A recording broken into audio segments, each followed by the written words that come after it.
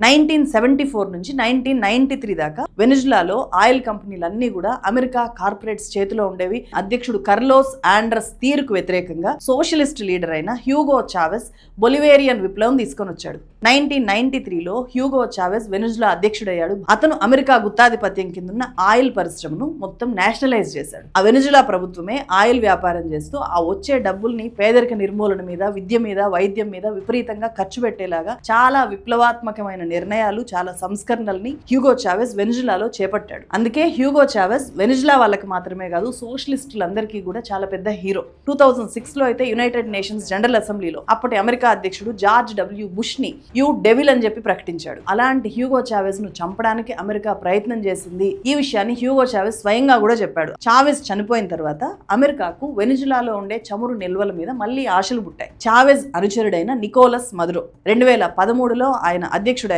తర్వాత చావెస్ విధానాలనే అతను కూడా కొనసాగించాడు. అమెరికాను తీవ్ర స్థాయిలో నికోలస్ మదురో వ్యతిరేకించాడు. అప్పటి నుంచి నికోలస్ మదురో ప్రభుత్వాన్ని కూల్చేసి తిరిగి వెనిజులా ఆయిల్ ని చేజిక్కించుకోవాలి అని చెప్పి అమెరికా ప్రయత్నాలు చేస్తూనే ఉంది. అమెరికా వెనిజులా కరెన్సీని ఘోరంగా దెబ్బతీసింది. అమెరికన్ డాలర్స్ ని వెనిజులాలోకి వెళ్లకుండా మొత్తం ఆంక్షలు విధించడం. ప్రపంచ దేశాలు ఏవి కూడా వెనిజులా నుంచి ఆయిల్ ఇంపోర్ట్స్ చేసుకోకుండా ఆపేయడం. సో అమెరికాలో ఉన్న వెనిజులా ప్రభుత్వ ఆస్తులన్నింటినీ కూడా స్తంభింపు చేసింది. వెనిజులాను ఒక రకంగా ఆర్థికంగా ఉక్కిరిబిక్కిరి చేస్తూ ఇంకొక వైపు ఏం చేసిందో తెలుసా, డ్రగ్స్ ఆరోపణలు చేసింది. అక్కడ ఆకలి చావులు పెరిగిపోయాయి, మానవ హక్కులకి రక్షణ లేకుండా పోయింది అని చెప్పి అంతర్జాతీయ వేదికల మీద తీవ్రమైన ఆరోపణలు చేస్తూ వచ్చింది అమెరికా. ఇంత ఒత్తిడి చేసినా కూడా తన దేశ విలువైన సంపద అయిన చమురుని అమెరికాకి ఇవ్వడానికి నికోలస్ మదురో ఒప్పుకోలేదు. చైనాతో రీసెంట్ గానే ఒప్పందం చేసుకుని చైనా యువాన్ల ఆయిల్ అమ్మాలి అని చెప్పి అనుకున్నాడు. ఈ ప్లాన్ ఇంప్లిమెంట్ అయితే గనక అప్పుడు అమెరికా ఆధిపత్యానికి ఒక రకంగా తెరబడుతుంది. అది జరగకుండా అడ్డుకోవడానికే అమెరికా వెనిజులా మీద